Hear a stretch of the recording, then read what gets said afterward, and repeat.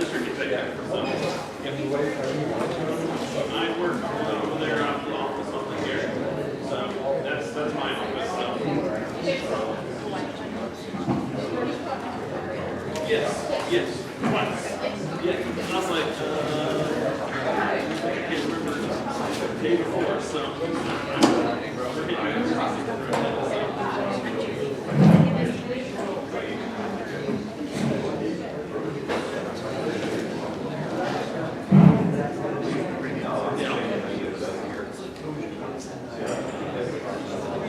Down to, are you wanting to donate? Okay. I'll get you in contact with our guy down there. He just got a sale open, so. Okay. Let me Dennis. Yeah, I'll be with Dennis. So, let me get your contact and I'll get it over to the children. Okay. Yeah, this is it's a small mid-sized lake, so yeah.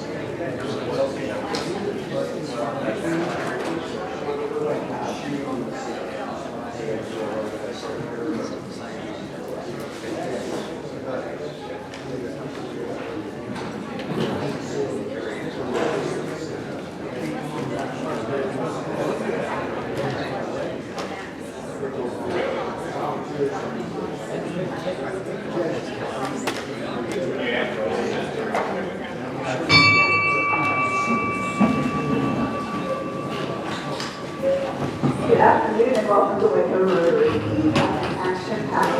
Which is this today, so would you like me first by standing and our national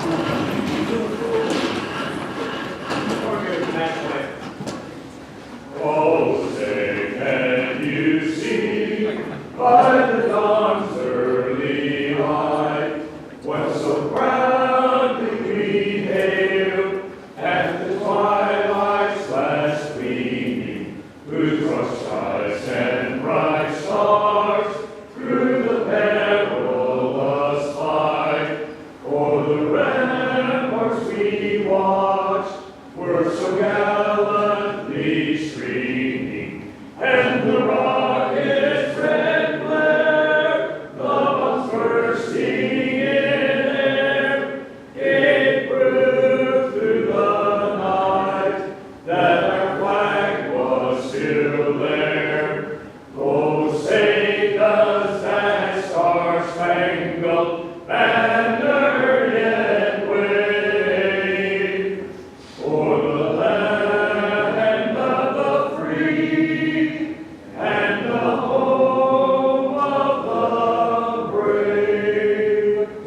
I pledge allegiance to the flag of the United States of America and to the republic for which it stands, one nation under God, indivisible, with liberty and justice for all. And so remain standing, and I'd like to recognize our August birthdays, and you've got your singing voice warmed up, so we'll go ahead and sing them happy birthday. This month, happy birthday is Spencer Brown, John Deeds, David Hicks, Bill Holsey, James Jackson, Evan Claris, Matt Metters, Rosemary, Phil Reeder, Jed Sulak, and Daryl Vickers. Barry, take it away. Happy birthday to you. Happy birthday to you. Happy birthday, Rotarians. Happy birthday to you. One more thing, and then we'll let you sit. If you will welcome Vince Erickson to the podium to deliver our invitation.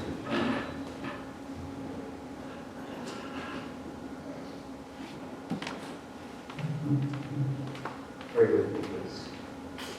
Heavenly Father, we come before you today with grateful hearts, with the gift of fellowship and the opportunity to serve others. Thank you for the talents, resources, and time you have entrusted us to us. Bless this club, bless our leaders and our community, and our guest speakers and our guests. Guide our discussions so that we can have our words and actions bring honor to you and reflect the spirit of the Rotary model, service, while self. Guide us with a good spirit, passion to meet and meet others, community as we work together. May all we do be for your glory and the betterment of all of those that we serve. Jesus, in your risen name we pray. Amen. Amen. We'd like to recognize guests today. We have a lot of them. Standing right from my holiday name, so happy. We'd love to see you and make sure you see you good one. We go Rotary well. Haas. He is the guest of St. Paul Holt. Somebody he's with Georgetown Rotary. Gretchen Bronstein, guest of Aaron Bronstein. Doug Smith, St. Paul Holt. And Doug in the back, thanks so much for being here from the south. Julie Swain, David's guest. And Stan Johns, the guest of the old. Again, all of our guests.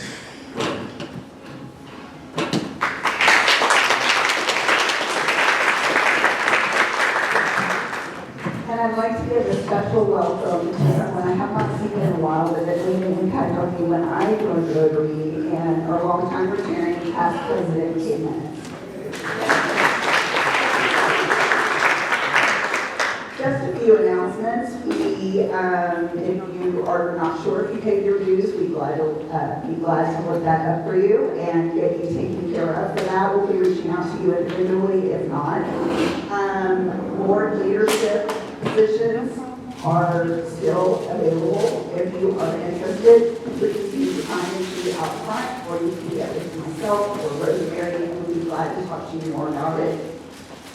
Also, we still have a few spots for the chairman of the day in invitation. So if you've not signed up, or even if you have signed up and you enjoy doing it, we enjoy having you here. So if you want to go fill in those empty spots, we would greatly appreciate it. Next item on our agenda is a Paul Harris Fellow Award. So the Paul Harris Fellow Recognition acknowledges individuals who contribute or who have contributions made in their name of $1,000 to the Rotary Foundation. Rotary established this recognition in 1957 to encourage and show appreciation for substantial contributions to what has been the Foundation's only program, Rotary Foundation Scholarships for Advanced Study, the precursor to the Ambassador Scholarships. Rotarians receive a pin for every $1,000 given to the foundation. And today, please join me in honoring Chip Olds for his Paul Harris +4.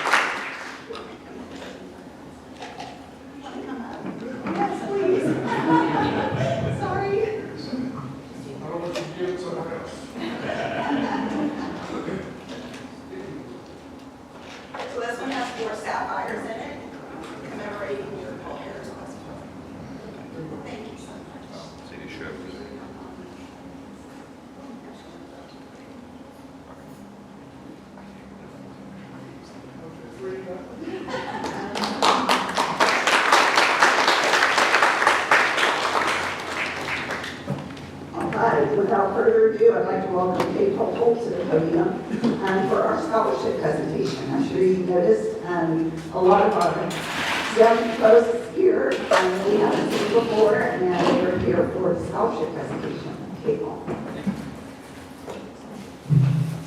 It's usually old deputies sitting in the front table where we have plenty of young folks, and they are here to receive scholarships from our committee. I'm glad to introduce Nancy Sabeda, who is our only scholarship committee member here.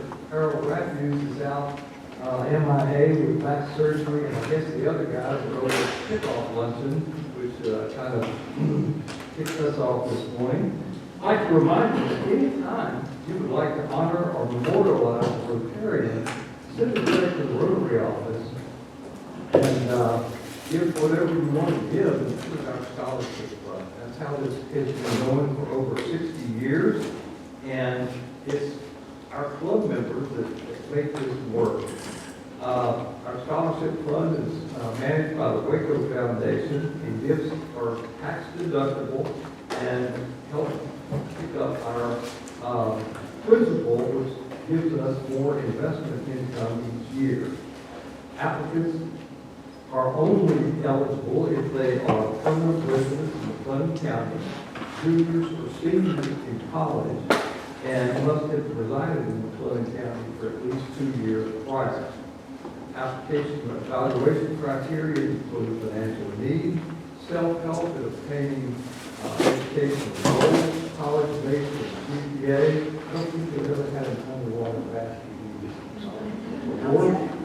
Participation in school, community, and faith-based activities. In other words, these young people are active in their community and doing more than just those in school. They also give recommendation letters from their supporters, and the applicant funds go directly to the school so that goes directly to tuition. It's been going on a little over 60 years. And our other members that are not here include Jimmy Haynes, Lou Orange, and Chad. Do I see Chad back there? I guess not. I thought I saw Chad being back there. No, okay, never mind. 4 applications were chosen for this year's awards. The scholarship fundings, as I mentioned, go directly to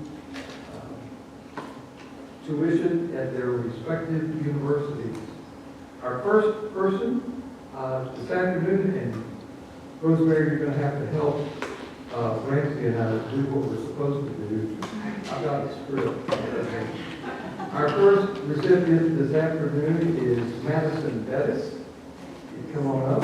She resides in Crawford along with her parents, Elizabeth and Jeff Bettis. You all would like to stand and wave. Both of these folks are military veterans, and Jeff was an air traffic controller in the Marine Corps, and Elizabeth was a medic in the U.S. Army Reserve. Madison is a junior at Baylor University, majoring in professional pilot program in the Institute for Air Science, leading to a BS in aviation science. She's maintained a 3.7 GPA in a rigorous environment of academic courses and flight training. In just a little over 2 years, she has earned her FAA private and commercial pilot's license, her instrument rating, and her certified flight instructor rating from the Universal Flight Concepts at the Waco Regional Airport. She'll be pursuing her CF2 this fall, along with another full load of basic degree courses. She recently returned from the Baylor-sponsored month-long learning experience in France, where she earned 6 semester hours of academic credit toward her degree. We are awarding Madison $2,000, and she will get a check and a certificate.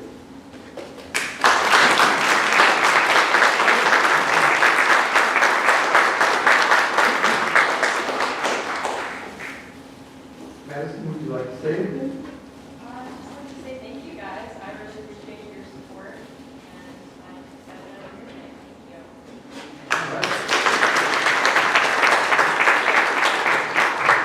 Well, finally have a pilot that's not a grouchy old guy. Our second awardee is Lauren London. Her former address is in Crawford, Texas.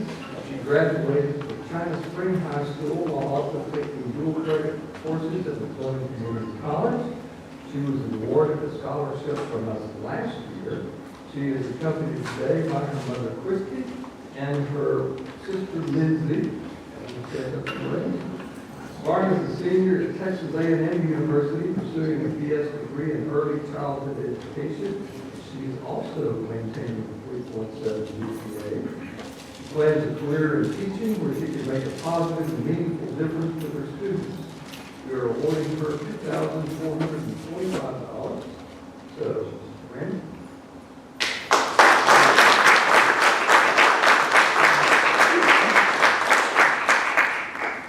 Thank you, I'm honored. Our third recipient is Hannah Vassar. Hannah, would you like to come forward? Hannah resides in Bruceville, Texas, and is a graduate of Marina High School and McLean Community College with a 4.0 GPA on the honors program, majoring in accounting and minoring in business administration. She's accompanied by her parents, Christy and Jeff Freeman, and will be attending Stephen F. Austin State University this fall, continuing her studies in accounting. We are awarding her $3,000.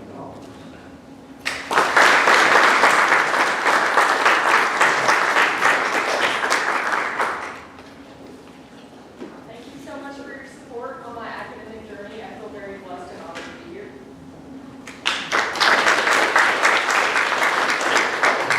Our fourth and final awardee is Oscar Salazar Torres. Oscar resides in Waco.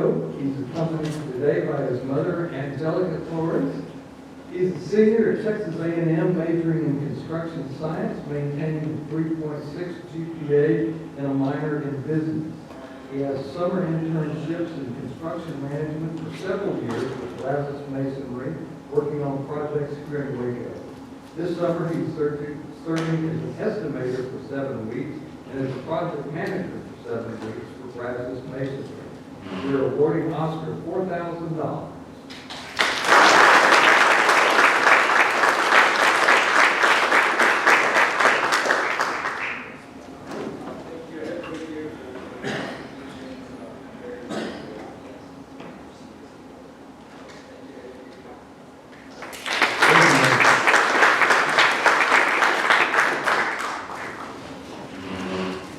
Congratulations to all our scholarship recipients and to your families, because I know that's a testament to all of your love and support that you showed to your students. So congratulations.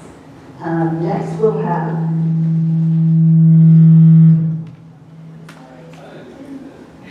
it was fine before you. Of Lisa Saxonian come up to introduce our speaker today.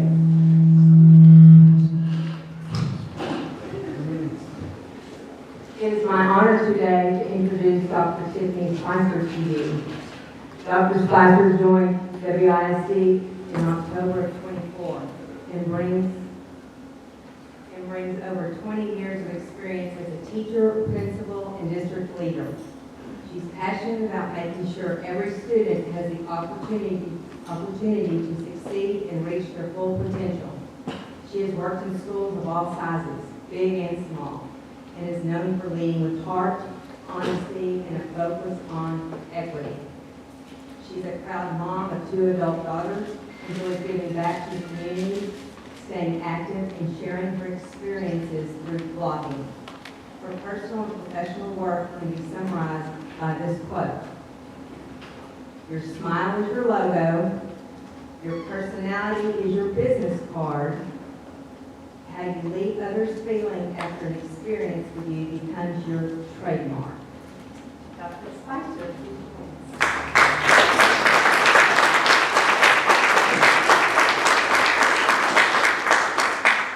How's everybody doing this afternoon? Good, all right. So when you came here, you said, I like to walk when I talk, but I'll stay by the microphone. I'll I'll walk up front. If you can't hear me, just do this to somebody in class. So, first of all, thank you for having me. I am just honored to want to be in Waco, Texas.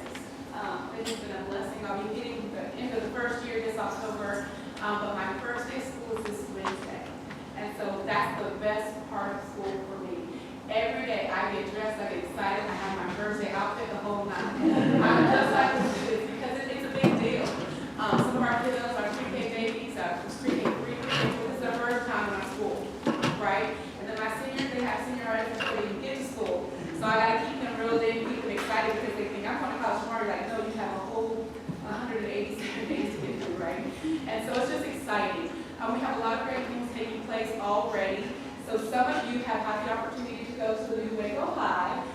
It is officially open on Wednesday morning. I was there this morning about 6:30 with our coaches, just talking about all the excitement and passion they have for our students and what they're going to do this year.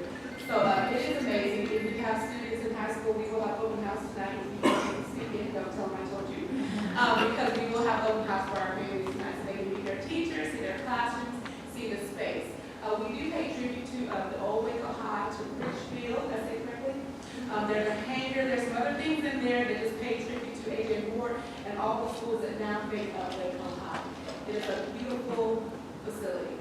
If I tell you it's so beautiful, like I wish I could go back, not really. I love my age, I love where I am in life, but it's just such a cool space. It's going to be great for our students, for students that are there today, but for generations to come. We also have coming online in Henry Elementary. They were at the old Indian Springs this past year, and now they have a new home, and it is gorgeous as well, brand new from the bottom up. And so we have that for our babies, and we have also South Waco. That was kind of repurposed, so we took part of the building, South Waco's here all year long, built a building, and now they're in the building, and then we fixed this, and so now we have a renovated South Waco.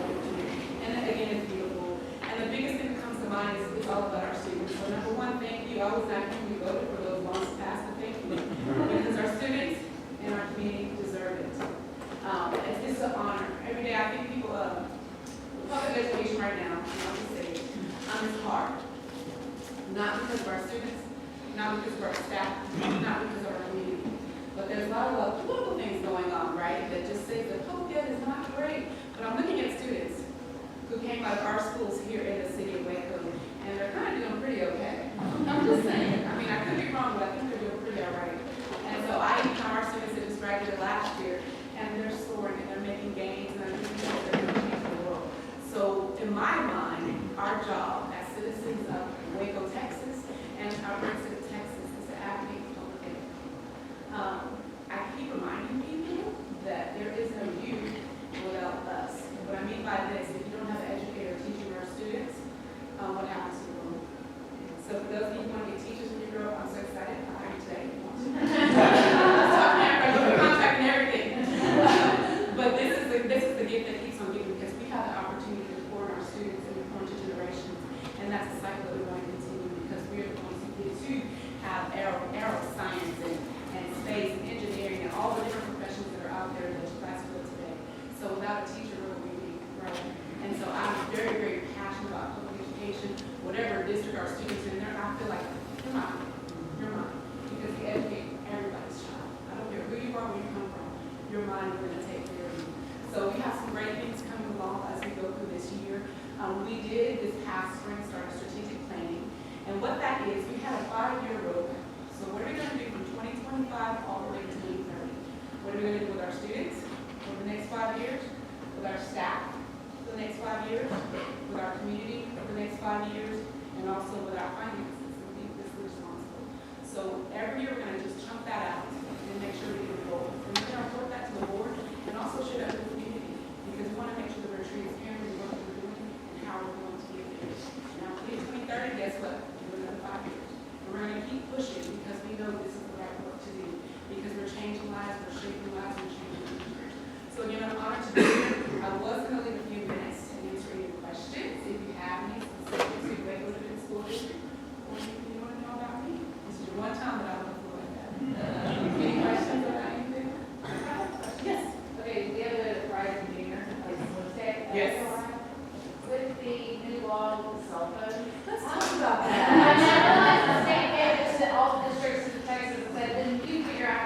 David. What?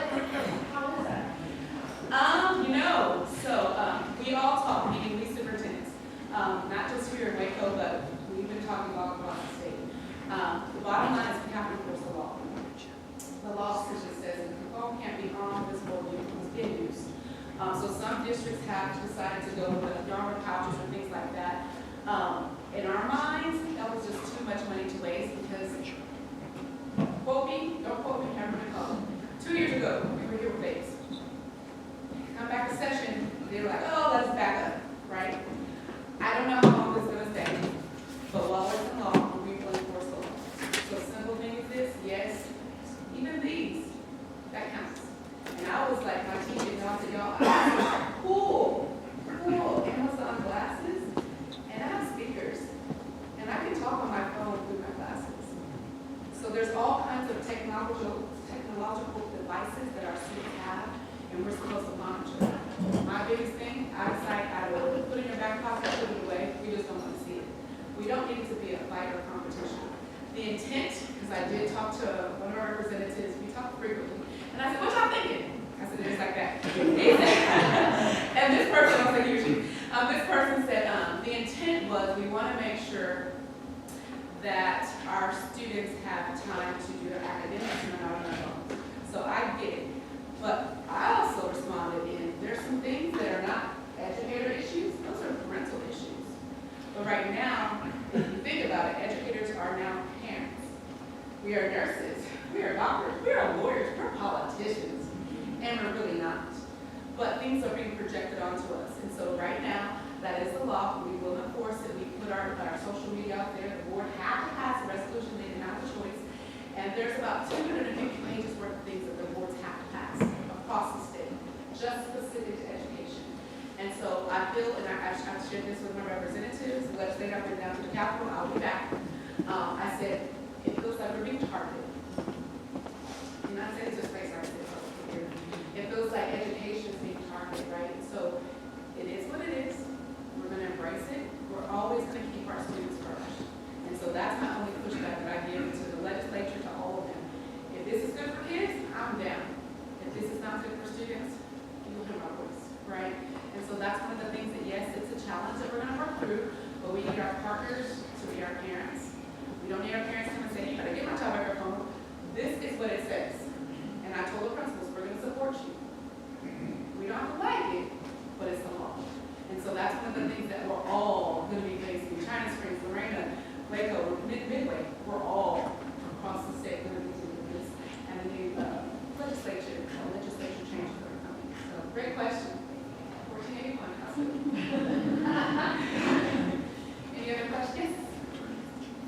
When is the Waco High School going to be, I guess you say, open to the public to actually see the inside of the school? Yes, absolutely. So we are going to have a dedication. We're not doing that one until it's third. So right now we have a tentative date scheduled for South Waco, Kendrick, and then Waco High. Right now we're looking towards December. So the school will be open now, but we still have more work to do. So we have, I'll say, some track and some outdoor spacing that they're still working on. That will not be done until January. So right now, we're going to plan to have that December, January, and we'll make it public because our mayor, he said, I want to come. We have all these dignitaries who are going to be invited to come and attend with us and see the facilities. But if you don't want to come, just holler at me. I might go with a couple people who might take the woods. So yes. Yes. What's the average class size now? Usually it's like 22 to 1. Now, high school teacher. Right. Those go up to like sometimes 28, sometimes 30, just depending. How is that affecting students and their ability to learn and stay kind of at the pace with the lesson plans and such? I don't think it's that bad of an impact. I think it's doable. Would we like to have class?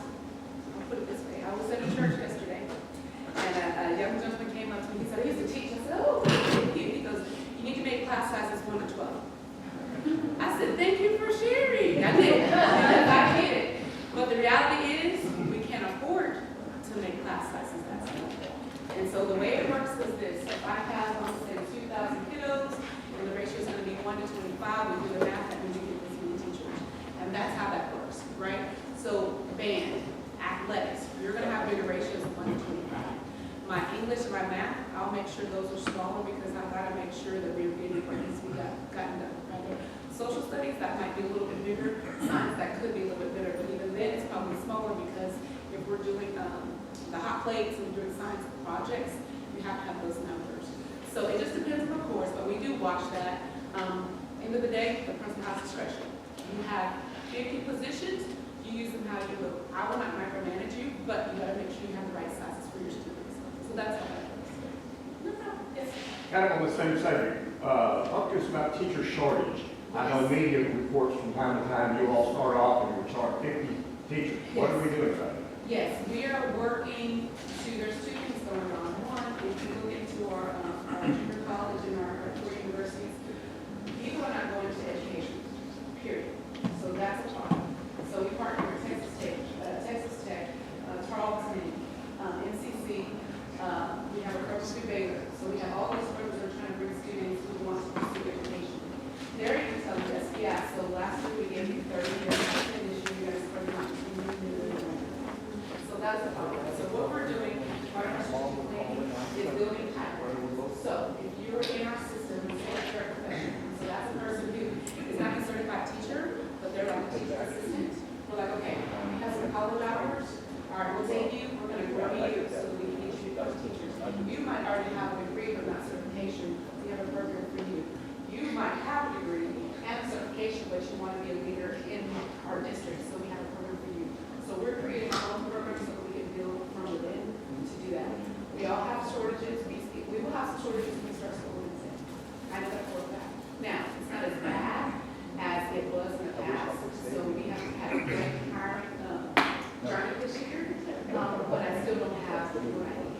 And so I have, if anybody's retired teacher in this space, and you want to work half days, and you want to work those 20 hours, we have a great AD schedule to where you work 2 days a week and maybe half day on Friday. Retired, just let me know. So literally, we created our schedule to make sure we can get people back into our schools who are retired teachers. So we're working on that. That is our reality. Ask any of us across the city or across the state. We have to do a better job of talking better about educators and also pouring money back into education. Our legislatures, they said, yes, we gave you money. But if you break that down, they did give us money. And they said, hey, you're a teacher, you get something. You're a custodian, you get nothing. You're a nurse, you get nothing. People don't think about it. It takes more than just teachers from the school district. And so we have to make sure we see the faces of education and educate children to make sure they want to go to because they're not doing that. Whatever. Any other questions? Forget High 90s. Yeah, high 90s. Don't have a specific rule, but yeah, high 90s. Last year, we were like 96. I've just been curious, going back 4 or 5 years to the pandemic, Yes. when so many schools and businesses went to remote delivery of services. Can you all see with, say, those groups of students as they continue to move year to year, if they are, I don't know how to say that, they're lagging behind, if they're missing something, or they're catching up? There's some gaps, so if I remember correctly, do not quote me, I think they should be rising 4th graders. My littles who just started, I'll say kindergarten, who were able to drink COVID, right? And so yes, we're tracking those students. Okay, but we're tracking, and some of the things we learned, that interpersonal relationship is not there. That learning how to work with others is always, I'm not saying it's not there at all, but we're having to close some gaps that may not have been there due to how they started, right? And so when those kiddos start coming through and that bubble, if you will, as that bubble comes to continues, it's going to be more work on us because it's a different experience than what the rest of our students have experienced. And even then, I'd call out some of our teachers. It's a different experience, pre-COVID versus post-COVID. And so that's something that we're not naive to and we're paying attention to. But yes, there is a definite impact. And so we're responding the best way we can, hopefully proactively in most cases, but sometimes it's reactive because we're trying to meet the needs of each individual student. So, yeah. Any other questions?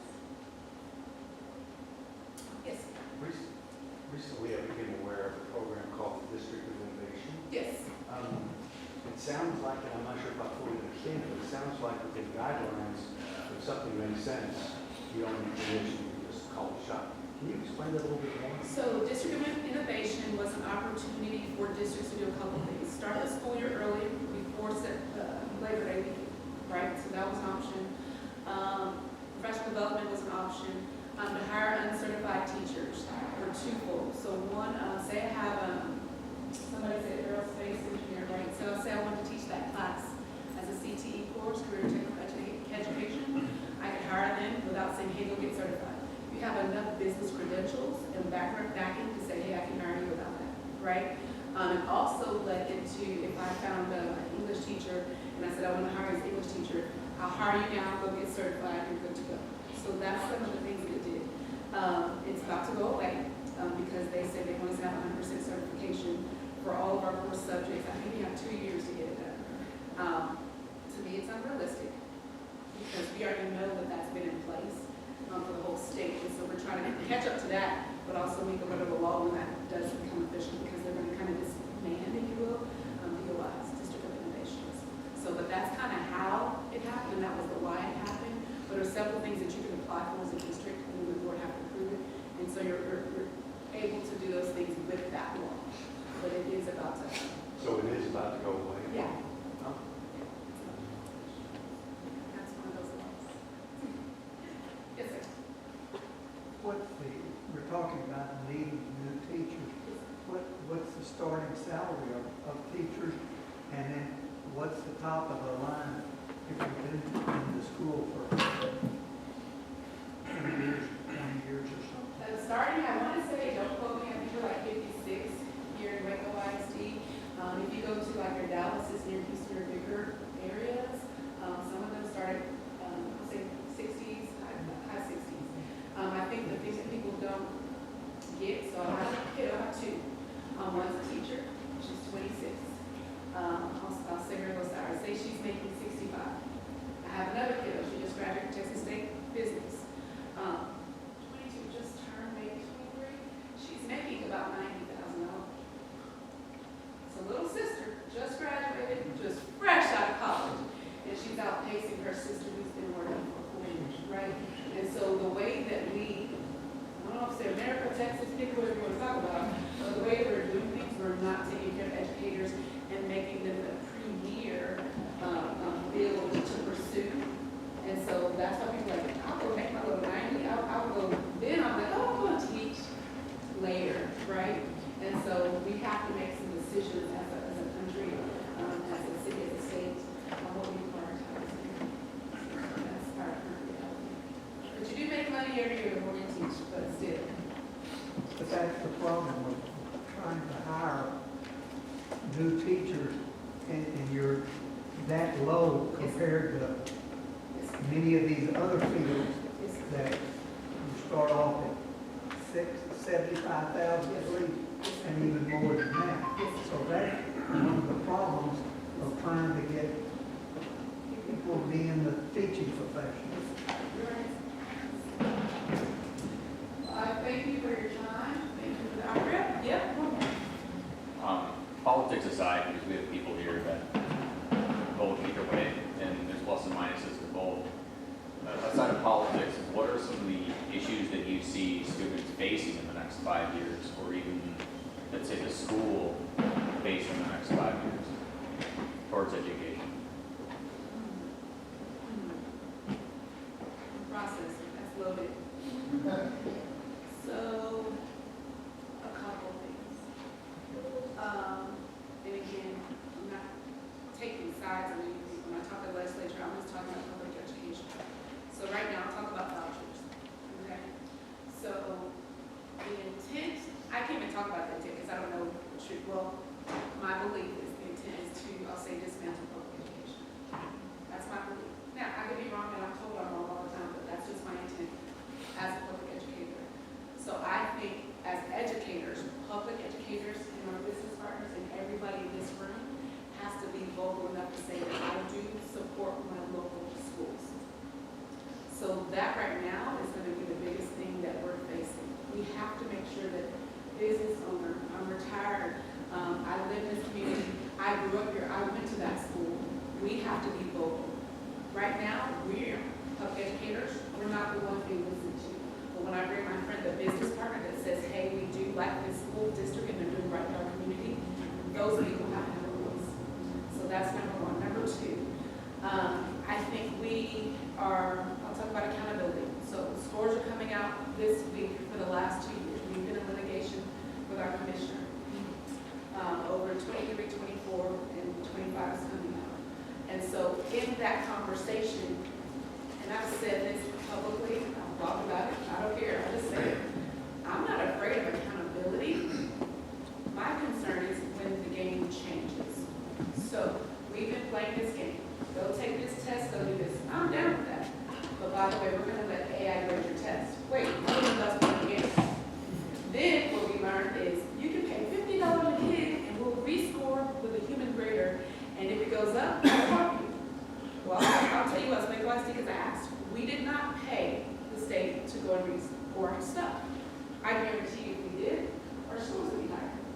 I'll put money on it. Because a lot of my friends in other bigger districts, they pay their $50 per kid to go retest by human grader.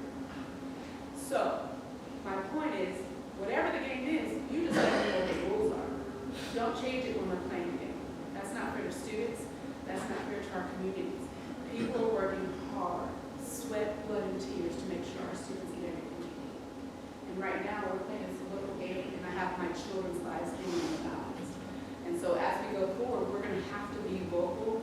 And I keep telling our educators, I'm like, we're the biggest entity out here, and we don't get out and vote. We don't get out and say, hey, public education matters.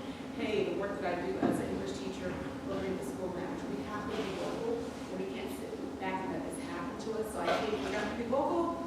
We're going to have to just put our money where our mouths are, right? And we're going to have to just keep doing the work. But that's going to be the challenge. That's the hard part. That's the part that keeps me up at night. I can deal with mad parents. I can deal with media. I can deal with all that stuff. The political stuff, I didn't go to school to be a politician. But that's part of my job is to advocate for our students and for our community. And so that, part of that is going to be the thing that we have to, I'll say, combat as we kind of go over the next few years. Do you think there needs to be an address of property taxes? Because there's a lot of homeowners and people in the town that they don't understand what comes from the state and what comes from their pocket. Yeah. So there's a lot of angst with people for having new schools that don't have kids involved or whatnot. So is there going to be more education in the community for people where they better understand where salaries are coming from, how schools are getting funded? I think, well, there's a couple things at play there. We, educators, there's only so many things that we can say. If we're not careful, we get attacked by our attorney general or things of that nature. However, when you have local grassroots efforts that say, hey, let me show you how this works. You know, if anybody comes to our office, we'll explain it all. Like when you pay property tax, they get money, they get money, they get money, the ISD gets money, right? But sometimes people don't know. And so I think it's going to behoove all of us in this space to educate one another. We, educators, we have to be careful, especially superintendents and those of that nature, because all eyes are on us, and there's a love-hate relationship right now. And so we just have to be very cautious of how we say what we say, because you're trying to tell people who to vote for. We're like, no, we're not doing that. We're just educating people, right? And so there's a lot of things at play, but I think it's going to be part of us and everybody in this space to go out and share, hey, this is the truth, not what you just heard on 5 o'clock news or 6 o'clock news or whatever. You know, I think we have to tell our story and we have to do a better job telling it and communicating that. Thank you guys for the opportunity to share and learn a little bit about education. And thanks to students specifically Waco and Waco West. Thank you.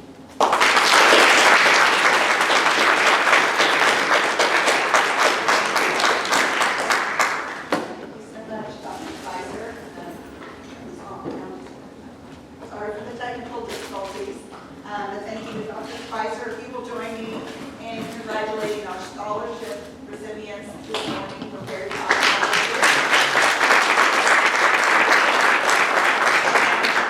Another warm welcome to our guests, and we hope to see you at our next Rotary meeting. And yes, ma'am. We could have Kay Paul Ramsey and or scholars take a picture before Yes. they leave, and to find out if the scholars really have the Absolutely. Scholars, if you could stay behind and we'll dismiss everyone else. We'll do some pictures with you. If you guys want pictures with your family and friends that you grew up with, we'd be glad to do that as well. So without further ado, if you want to stand and join me in the signing